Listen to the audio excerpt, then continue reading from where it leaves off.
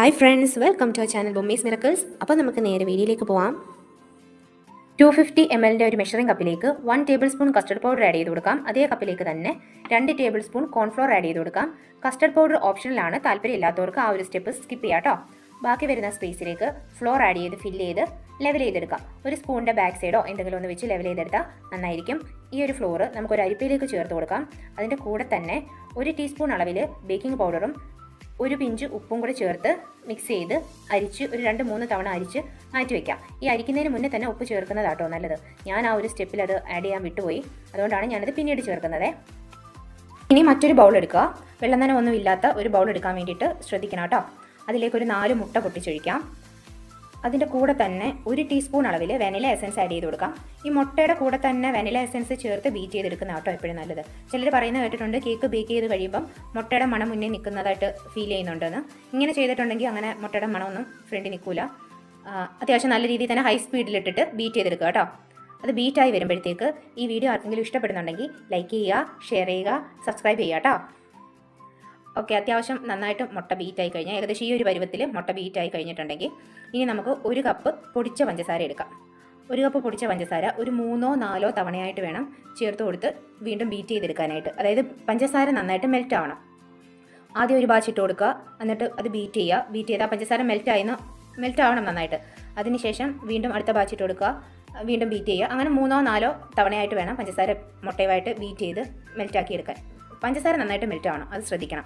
ഇല്ലെന്നുണ്ടെങ്കിൽ cake bake ചെയ്ത് കഴിയുമ്പം അതിൻ്റെ മേളിൽ നമ്മൾ ടച്ച് ചെയ്യുന്ന സമയത്ത് ഒരു ഒട്ടൽ പോലെ ഒരു സ്റ്റിക്കി ടൈപ്പ് ആ ഒരു രീതിയിൽ വരും. അത് ഈ പഞ്ചസാര മെൽറ്റ് ആവാതിരിക്കുമ്പോഴാണ് കൂടുതലും അങ്ങനെ വരുന്നത്.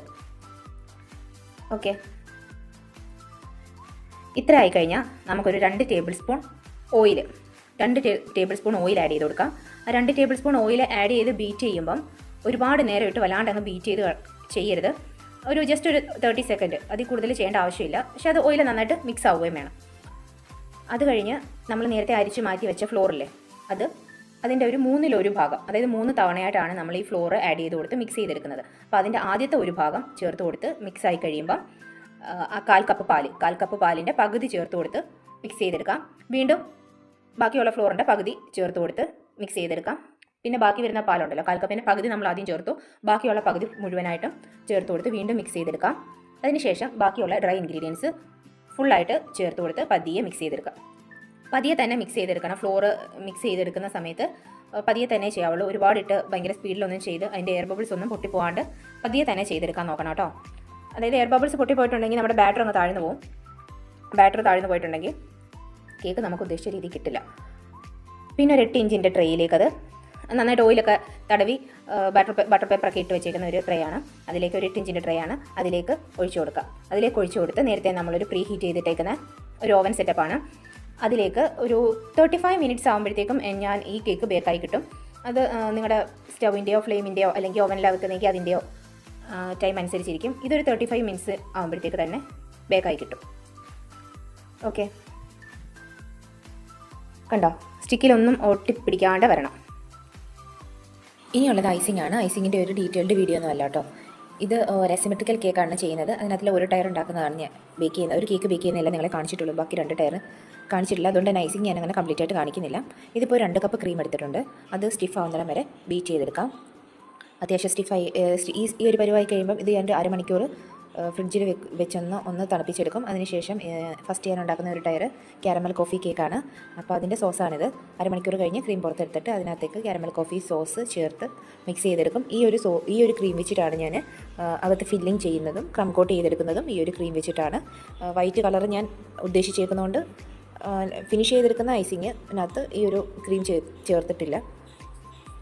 ആദ്യം സിറപ്പ് ഒഴിച്ച് കൊടുത്ത് ഒന്ന് സോക്ക് ചെയ്തിട്ട് അതിലേക്ക് ഈ സോസ് മിക്സ് ചെയ്ത് ക്രീം ഫില്ല് ചെയ്തെടുക്കുകയാണ്. അത് കഴിഞ്ഞ് സെയിം പ്രൊസീജിയർ തന്നെ അറിയാമല്ലോ. വീണ്ടും സിറപ്പ് ആഡ് ചെയ്ത് കൊടുക്കുന്നുണ്ട്, സോസ് ആഡ് ചെയ്ത് കൊടുക്കുന്നുണ്ട്. അത് ആ ക്രീമിലേക്ക് ജസ്റ്റ് ഒന്നുകൂടെ മിക്സ് ചെയ്തെടുക്കുന്നുണ്ട്. അപ്പോൾ നല്ല ഫ്ലേവർ കിട്ടും കോഫിയുടെയും ക്യാരമലിൻ്റെയൊക്കെ. വീണ്ടും അതേ സിറപ്പ് തന്നെ ഒഴിച്ചു കൊടുത്ത് സോക്ക് ചെയ്യാണ്. വീണ്ടും ക്രീം റിപ്പീറ്റ് ചെയ്ത് സെയിം കാര്യം തന്നെ ആണ് ചെയ്തുകൊണ്ടിരിക്കുന്നത്. ലാസ്റ്റ് വീണ്ടും നമ്മുടെ ലാസ്റ്റ് ലെയർ വെച്ചിട്ട് വീണ്ടും ഒന്ന് സോക്ക് ചെയ്ത് ഈ ക്രീം തന്നെ വെച്ച് ക്രം കോട്ട് ചെയ്തെടുക്കുകയാണ് കേട്ടോ. White colour combination, white and blue colour കോമ്പിനേഷനാണ് ഞാൻ കേക്ക് ചെയ്യണത്. അപ്പം അതുകൊണ്ടാണ് ഞാൻ ബാക്കിയുള്ള ക്രീമിനകത്ത് ഈ സോസ് ഞാൻ ഫില്ല് ചെയ്യാഞ്ഞത്. കാരണം കുറച്ച് നല്ല പ്യുവറായിട്ടുള്ള വൈറ്റ് കിട്ടട്ടെ എന്ന് വെച്ചാൽ ഇതൊരു ലൈറ്റ് ഒരു യെല്ലോ ഷെയ്ഡ് പോലെ, ഒരു പെയിൽ യെല്ലോ പോലത്തെ ഒരു ഷെയ്ഡ് വരും. അപ്പം വൈറ്റ് ആൻഡ് ബ്ലൂ കോമ്പിനേഷൻ ആകുമ്പം അതിൻ്റെ ഇടയ്ക്ക് ഈ ഒരു ഷെയ്ഡ് ഒരു ലൈറ്റ് യെല്ലോ പോലെ വരണ്ടല്ലോ എന്ന് വെച്ചിട്ടാണ് ഞാൻ ഈ ഫില്ലിങ്ങിനും ക്രം കോട്ടിനും മാത്രം ഈ ഒരു ക്രീം വെച്ച് ചെയ്യുന്നത്. ആ ക്രീമിനകത്ത് നിന്ന് കുറച്ച് ക്രീം എടുത്ത് മാത്രം കേട്ടോ മിക്സ് ചെയ്ത് എടുത്തേക്കുന്നത്. അതായത് ഈ 2 കപ്പ് ക്രീം ബീറ്റ് ചെയ്തതിനകത്ത് നിന്ന് കുറച്ച് ക്രീം മാത്രം എടുത്തിട്ട് സോസ് മിക്സ് ചെയ്ത് ഫിനിഷ് ചെയ്ത് ക്രം കോട്ട് ചെയ്യാൻ എടുത്തേക്കുന്നത്. ക്രം കോട്ട് ചെയ്യുമ്പം ഒരുപാട് ടൈം ചെയ്തൊന്നും സമയം വെറുതെ വേസ്റ്റ് ആക്കണ്ട. നമ്മൾ ഐസിങ് ചെയ്യുന്ന ടൈമിൽ വീണ്ടും നമുക്ക് ഫിനിഷ് ചെയ്തെടുക്കണമല്ലോ. അപ്പോൾ അതുകൊണ്ട് അതിന് വേണ്ടിയിട്ട് വെറുതെ ഒരുപാട് ടൈം വേസ്റ്റ് ആക്കേണ്ട ആവശ്യമില്ല കേട്ടോ. ഈ ഒരു ടയർ ഞാനൊരു ലൈറ്റ് സ്കൈ ബ്ലൂ കളറാണ് കൊടുത്തേക്കുന്നത്. അത് ഷെഫ് മാസ്റ്ററിൻ്റെ സ്കൈ ബ്ലൂ കളർ കുറച്ച് ഡ്രോപ്സ് മാത്രം 2-3 ഡ്രോപ്സ് മാത്രം ആഡ് ചെയ്ത് ഒരു ലൈറ്റ് ഷെയ്ഡ് കൊടുത്തേക്കാണ്. പിന്നെ ഒരു ടയർ ഞാൻ കുറച്ചുകൂടെ സെയിം കളർ തന്നെ ഒരു കുറച്ച് ഡ്രോപ്സും കൂടെ ആഡ് ചെയ്ത് കുറച്ചും കൂടെ ഒരു ഡാർക്ക് ഷെയ്ഡ് കൊടുത്തേക്കാണ്. ഷെഫ് മാസ്റ്ററിൻ്റെ സ്കൈ ബ്ലൂ തന്നെ കുറച്ച് ഡ്രോപ്സും കൂടെ ആഡ് ചെയ്ത് കുറച്ചും കൂടെ ഒരു ഡാർക്ക് ഷെയ്ഡ് കൊടുത്തേക്കാണ്. അങ്ങനെയാണ് ഒരു ടയർ എടുത്ത്. ഒന്ന് വൈറ്റ് കളറാണ് പറഞ്ഞല്ലോ. പിന്നെ കുറച്ച് കപ്പ് കേക്ക്സും കൂടെ ഞാൻ ഉണ്ടാക്കിയിട്ടുണ്ടായിരുന്നു. കേക്കിൻ്റെ ഫൈനൽ ലുക്ക് വരുന്നത് ഇതാണ്. എല്ലാവർക്കും ഇഷ്ടപ്പെട്ടിട്ടുണ്ടെങ്കിൽ പറയണം, ഇഷ്ടപ്പെട്ടില്ലെങ്കിൽ പറയണം കേട്ടോ. Okay, thank you.